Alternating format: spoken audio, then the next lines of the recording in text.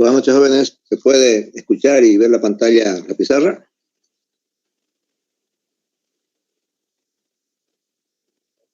Sí, doctor. Muy bien. Tracto digestivo.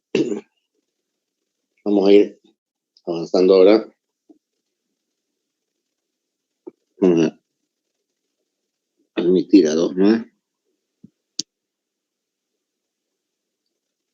El tracto digestivo, lo que tenemos que entender nosotros es que es un tubo formado sobre todo por capas musculares, ¿ya? Y que en su parte interior tiene un epitelio, y un epitelio que va a variar dependiendo del lugar donde esté localizado. O sea, es diferente el epitelio en la boca y es diferente el epitelio en el estómago.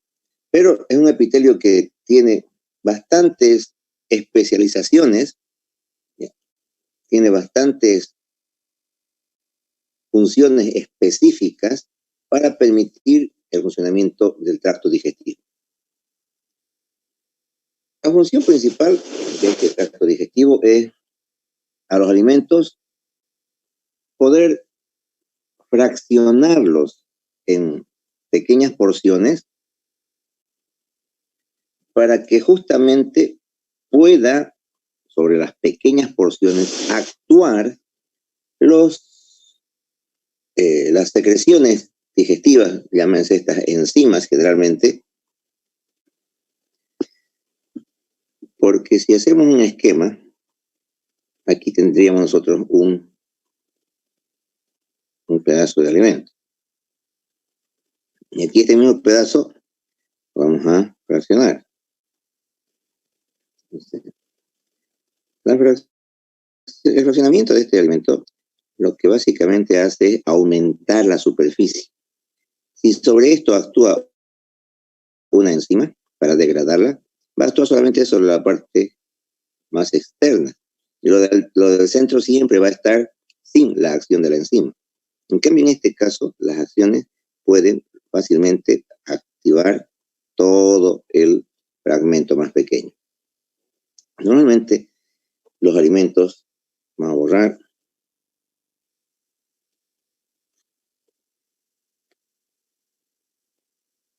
son proteínas,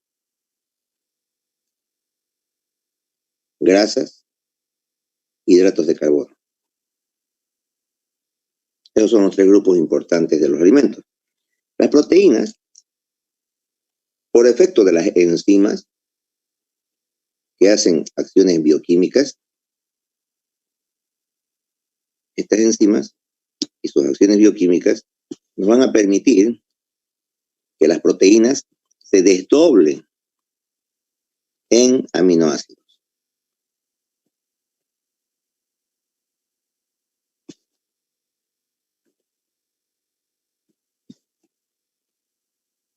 Aminoácidos.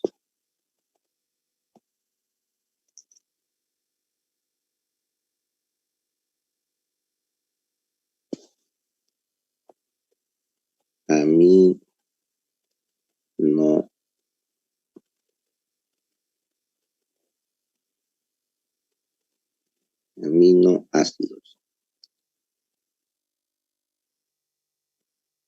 Las grasas se desdoblan en dos cosas: en colesterol y en ácidos grasos. Y los hidratos de carbono se desdoblan hasta monosacáridos o glucosa. Entonces, si nosotros consumimos un plato de chancho, de ese chancho van a venir las enzimas a ese pedazo de comida, chancho. Van a venir las enzimas digestivas y a las proteínas las van a desdoblar para volverlas aminoácidos. Y esos aminoácidos, el organismo ya los va a unir dependiendo del código genético de la persona para fabricarle las proteínas ya de la persona. Usa, es como si tú te comieras una pared o una casa. Entonces, vienen las enzimas y a la casa la desdoblan en sus ladrillos. Y esos ladrillos ya ingresan al organismo. Y el organismo, agarrando esos ladrillos, ya fabrica una casa que él tiene en su mapa genético. A las grasas, su gordurita del chancho, la va a desdoblar las enzimas en ácidos grasos. Y glicerol, no es colesterol, glicerol. Glicerol. Y a los carbohidratos en monosacáridos o glucosa. Eso es lo que básicamente se consigue con el paso de los alimentos por el tubo digestivo. Que puedan las enzimas digestivas atacar a los alimentos para desdoblarlos en sus partes constitutivas, en sus partes esenciales.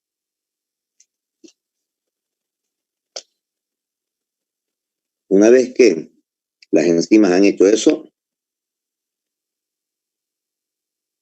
van a ser absorbidos hacia la sangre y sobre todo a la circulación linfática. Y entonces ya en la sangre van a ir a los lugares donde se hace la construcción de las proteínas, los carbohidratos y los lípidos, que es el hígado. Básicamente eso es lo que ocurre en el tubo digestivo. Hay 3 compartimientos o 3 partes en el tubo digestivo. Vamos a borrar.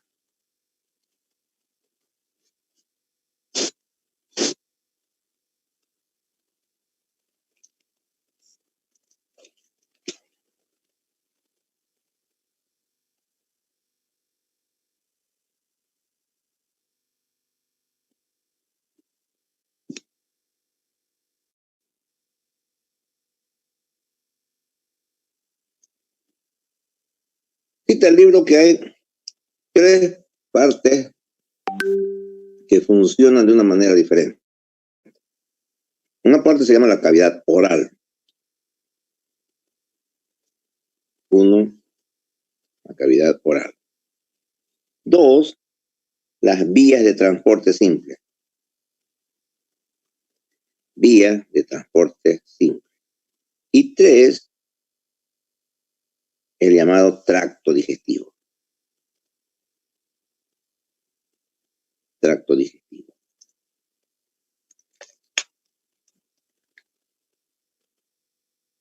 La cavidad oral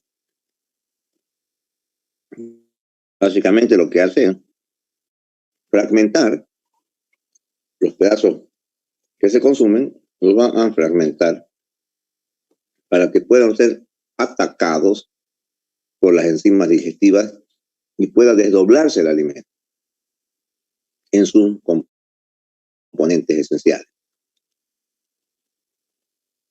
Después, las vías de transporte simple son un conducto nada más para que el alimento pase de una zona a otra zona. Solo es un conducto que no tiene acción sobre el alimento, simplemente es un túnel por el cual se va a ir transportando el alimento. O sea, la llamada faringe, que es lo que conecta la boca con el esófago.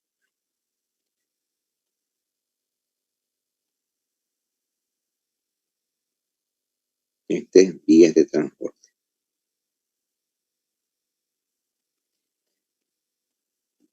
El esófago, igual, ¿no? Es un músculo, una vía simplemente de transporte que formaría parte de estas vías de transporte.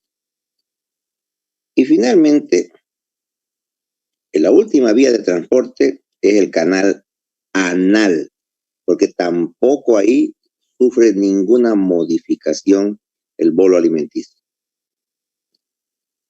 La primera parte de la faringe, hemos dicho, eso es vía de transporte. Después le sigue el esófago, es otra vía de transporte. Anal. Son las 3 vías de transporte por donde va el alimento, atraviesa, pero sin sufrir ninguna modificación. Básicamente, entonces, la cavidad oral es la que se encarga de ingerir los alimentos y fragmentarlos. Las vías de paso o de transporte, simplemente sin ninguna modificación, van a permitir que el alimento atraviese este túnel muscular. Y eso es el esófago, el ano, y habíamos dicho la faringe también. Y finalmente el tracto digestivo es ya aquella porción del tracto del tubo digestivo que segrega enzimas que son las que van a degradar estos alimentos. Entre ellas tenemos el estómago, el intestino delgado y el intestino grueso.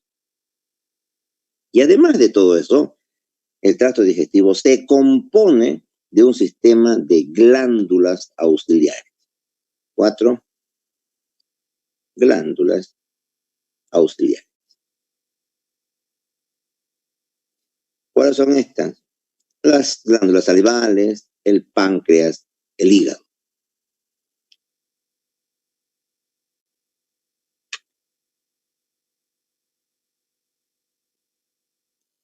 ¿Bien?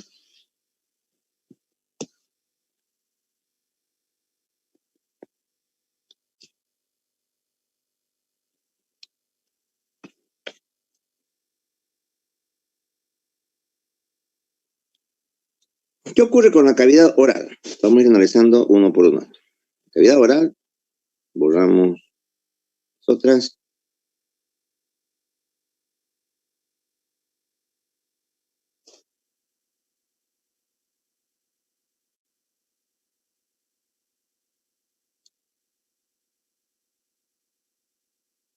Cavidad oral. Esta cavidad oral está cubierta por un epitelio cuya característica es ser plano escamoso estratificado. Es decir, es un epitelio que permite cierta resistencia. Ya. Si ustedes se fijan, las hojas de coca, por lo que marca la gente, son como unos guilletes.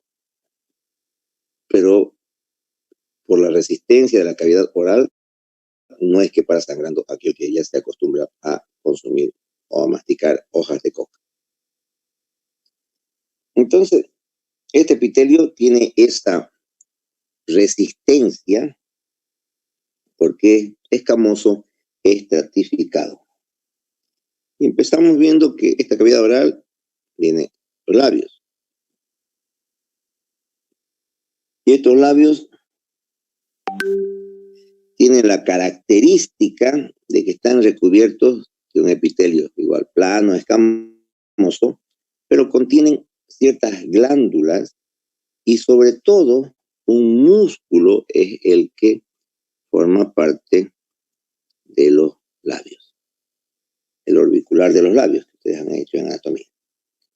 Después vienen las mejillas y por dentro igual tienen glándulas y un epitelio plano y además de eso un músculo profundo que le permite hacer los movimientos para mezclar el alimento. El paladar en realidad, el paladar que está en el interior de la boca, tiene muchas glándulas salivales, pequeñitas glándulas que están en toda la mucosa del paladar. En el suelo de la boca, en la parte inferior de la boca, también encontramos glándulas salivales. Y la lengua, vamos a borrar aquí, la lengua tiene también una cubierta de epitelio plano escamoso, pero tiene la particularidad de contener las llamadas papilas. Papilas. Estoy hablando de lengua.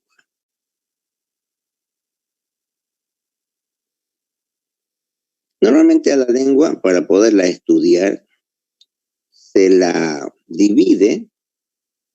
Vamos a hacer un esquema.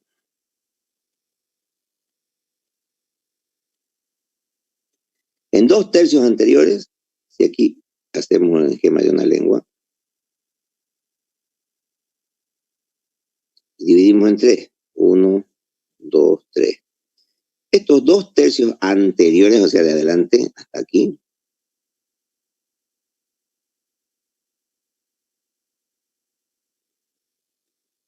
se separa del tercio este posterior porque tiene unas 6 a 10 protrusiones, elevaciones que se llaman papilas caliciformes, o sea que tienen forma de cáliz, de esa copa que toma el cura vino el día domingo.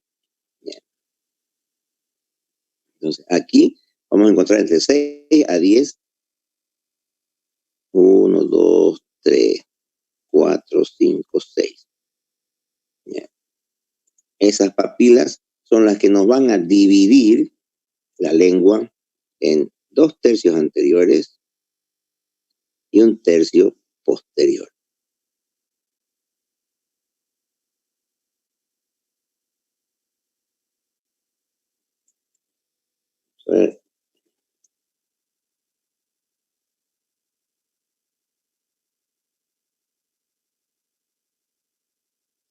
Estas papilas poseen la capacidad de sentir el gusto. No todas las papilas sirven para sentir el gusto.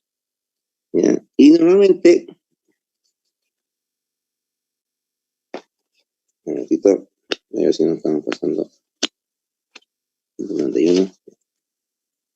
Normalmente en el tercio posterior, o sea, en esta parte de aquí, lo que encontramos en la lengua es un tejido linfoide. ¿Qué quiere decir?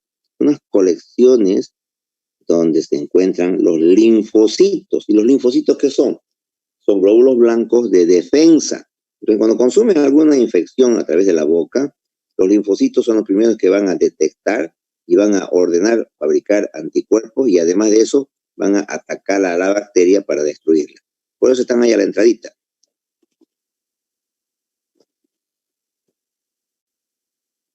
Linfocitos o tejido linfoideo. Entonces, las papilas gustativas, vamos a borrar un poco esto.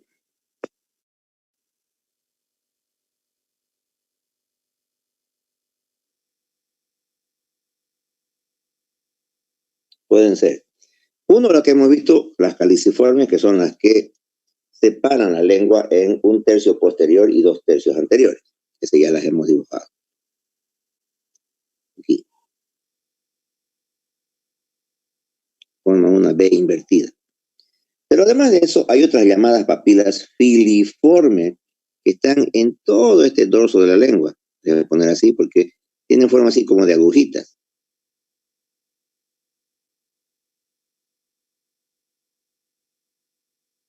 Y estas papilas filiformes son las que le dan la resistencia a la lengua. No sirven para sentir el gusto. No tienen el botón gustativo, que es para sentir el gusto, que lo tienen estas de aquí, pero las filiformes no tienen. Son solamente para darle resistencia. Ustedes que son del campo, como las vacas de tu papá comen ensalada, o sea, pasto, tienen que echarle pues sal, ¿no ves? Para que la ensalada sea rica. Y la vaca, como no tiene deditos, no puede alzar por la sal. Entonces tu papá le da una sal en piedra, una piedra dura, salada. Y la vaca, con esta sus papilas filiformes, empieza a lamer, y a esa sal, así que le da tu papá como un ladrillo, le empiezan a hacer estos orificios por la dureza y la resistencia de estas sus papilas filiformes, que reitero, no tienen capacidad de sentir el gusto. Las otras sí, estas filiformes no. Y finalmente hay otras papilas que se llaman fungiformes, y esas están diseminadas hacia el azar por todo lado acá en la superficie dorsal de la lengua, y esas sí permiten detectar el sabor. Se dice que en la lengua, la parte anterior va a detectar el sabor dulce. Esto de acá va a ser lo dulce. Dulce. En cambio, los que están a los lados y en los bordes, aquí, esto va a detectar lo salado. Los botones gustativos que habíamos citado, es decir, aquellos órganos que permiten detectar los sabores, vamos a borrar, botones gustativos. Botones gustativos es una especie de organela que tiene un orificio de entrada, tiene una cámara, y aquí en la parte inferior están las neuronas o receptores específicos que llevan esto hacia el cerebro, y ahí recién es que se puede detectar el sabor de una sustancia.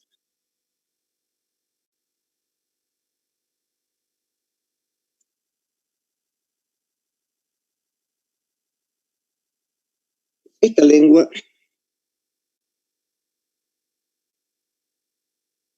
esto hemos dicho se llama botón gustativo o poro gustativo, y este es un espacio abierto. Entran los sabores disueltos por la saliva y alcanzan esta parte de aquí abajo donde están los receptores nerviosos que llevan esta información hasta el cerebro, y ahí recién se tiene conciencia del sabor de las cosas.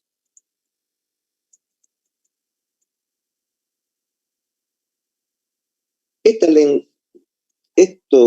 lengua, hemos dicho entonces que tiene papilas, que está cubierto por un epitelio estratificado, tiene 3 tipos de papilas, y en las papilas fungiformes, menos en las filiformes, existen el llamado botones gustativos, que son lo que les permite detectar el sabor. El tercio posterior de la lengua, hemos dicho, tiene sobre todo uno no tiene papilas, ¿no? Esta parte posterior de la lengua, esto de aquí, no tiene papilas gustativas.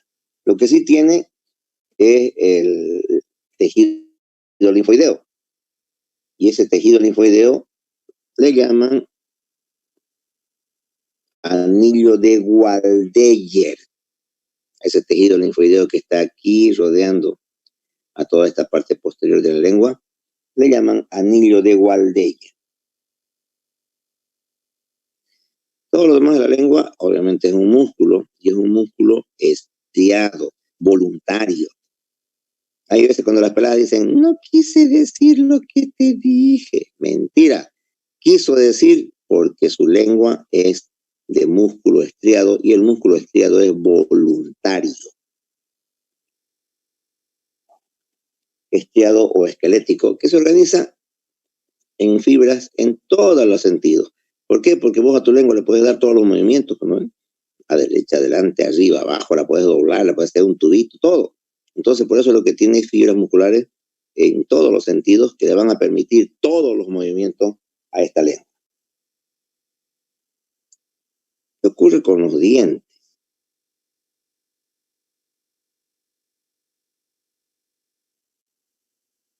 Los dientes, hay que entender que en el adulto, vamos a dibujar aquí una hemiarcada. Esta es una arcada dentaria. El adulto tiene incisivos centrales. Después tiene su incisivo lateral. Después viene su canino. 1, 2, 3. Incisivo central.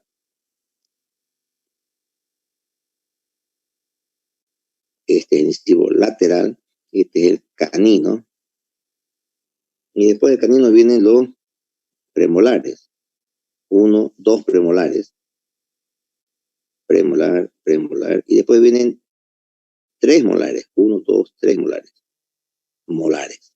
Los 3, 4, 5 6, 7, 8. Más 8 serían 16 de arriba, más 16 de abajo serían 32 dientes en total en el adulto. El niño no tiene premolares y no tiene el tercer molar. Entonces al niño le quedan 1, 2, 3, 4, 5. 5 por 4, 20. El niño solamente tiene 20 dientes llamados de leche. Borramos esto.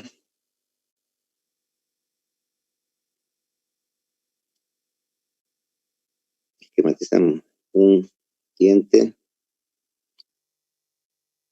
Entonces, estos dientes tienen ciertas partes, ¿no? La llamada aquí vamos a ver la encía y aquí va a estar su raíz. Entonces, la corona es esto de aquí arriba, corona. Toda esta parte de aquí arriba que se ve y que sobresale de la encía es la llamada corona.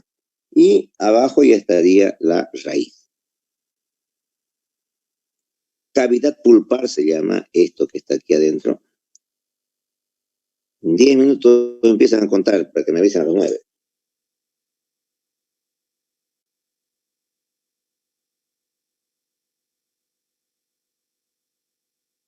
Cavidad pulpar. Aquí está el conducto radicular, el agujero apical. Y así van a ir viendo ustedes como aquí arriba está el esmalte.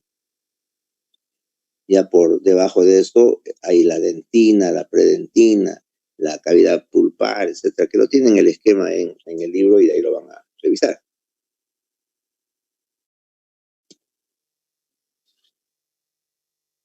Entonces, 5.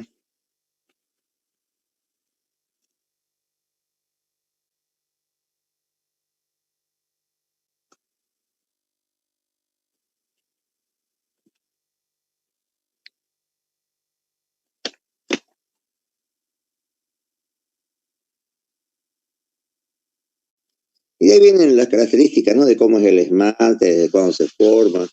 No requiere mayor explicación, ¿no? Sus partes constitutivas como el cemento, el ligamento periodontal. Y luego hay que hablar de que las caries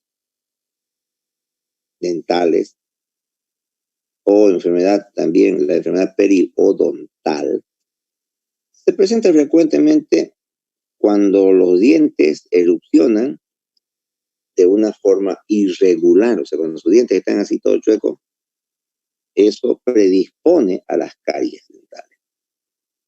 Y la enfermedad periodontal es cuando se van a depositar aquí placa, la llamada placa bacteriana, o sea, tiene bacterias, además de que residuos de alimentos y además de que calcificación, o sea, viene el calcio, se deposita y se endurece. Las encías, bueno, es la porción de la mucosa que cubre toda esta parte de las raíces dentales. Y las glándulas salivales, hay 3 glándulas principales y muchas glándulas salivales menores.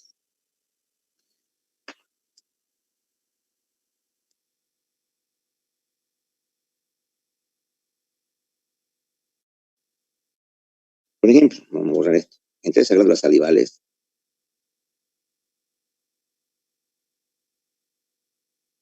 hay una que se llama submandibular. Están a cada lado del cuello, por debajito de la mandíbula, ¿ya? Y esas dan una secreción, o sea, una saliva mixta, es decir, dan una saliva cerosa, que quiere decir agüita, y una saliva mucosa, que ya más espesa. Esta es la submandibular o submaxilar. Aparte de eso, tenemos las glándulas salivales llamadas parótidas. ¿Cuánto falta? 6 minutos, doctor. Faltan 6, allá. Hay glándulas que se llaman parótidas y esas dan una secreción mucho más cerosa, ¿ya? Y estas parótidas justamente están ubicadas cerca al nervio facial. Y esto va a desembocar frente al segundo molar superior de cada lado. Pero aquí tenemos el segundo molar en una arcada dentaria, molar. A esta altura es lo que desemboca esta glándula parótida. Y eso sirve, esta desembocadura sirve, porque cuando la glándula parótida se inflama, se le llaman paperas esa enfermedad, esa inflamación puede bajar hasta los testículos del niño. Y los inflama, y cuando después pasa la inflamación, ese testículo queda atrofiado, queda cubierto o reemplazado por tejido cicatrizal. Los fibroblastos van y destruyen al tejido inflamado. Por eso la importancia de esta parotiditis, porque puede dejar estéril a mucha gente. Y esta glándula parótida, hemos dicho, tiene un conducto que justamente se abre aquí al frente del segundo molar. Pero cuando queremos diagnosticar, ¿será parotiditis lo que tiene este niño? Porque se le toca medio que las paperas. ¿O será que tiene nomás una infección? Y eso es lo que está haciendo hinchar la parte de su cuello y demás cosas. Entonces, estas glándulas salivales parótidas, su secreción también es serosa. Las linguales, este de aquí abajo, esta es una arcada y esta va a ser la lengua. Normalmente, estas linguales tienen un producto mucoso. La parótida, su saliva es serosa. ¿Qué quiere decir serosa? Más agüita. ¿Ya? Y mucoso, más espeso.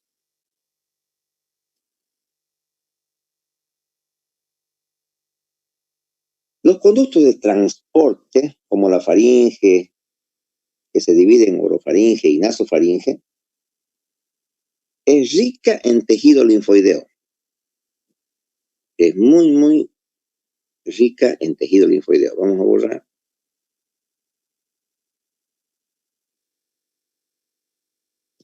Ahora.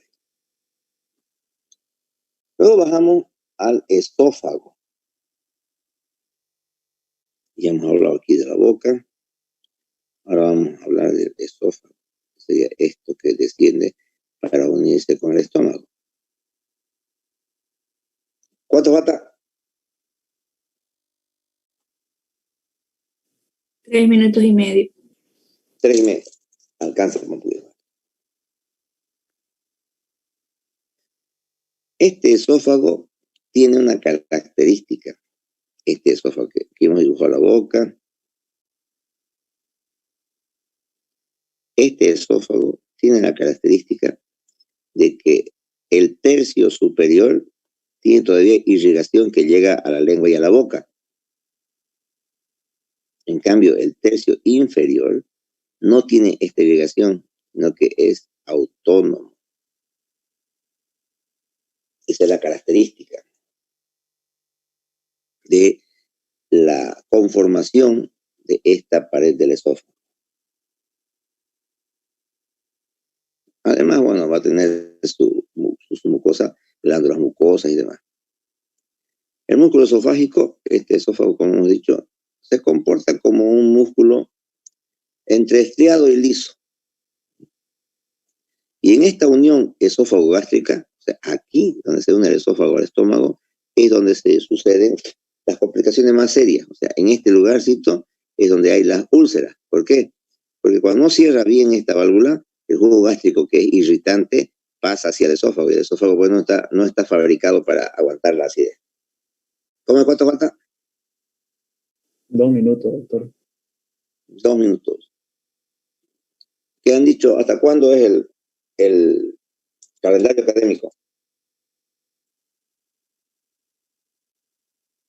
¿Cuándo hay que tomar los últimos exámenes? No se sabe, solo nos asustan, doctor.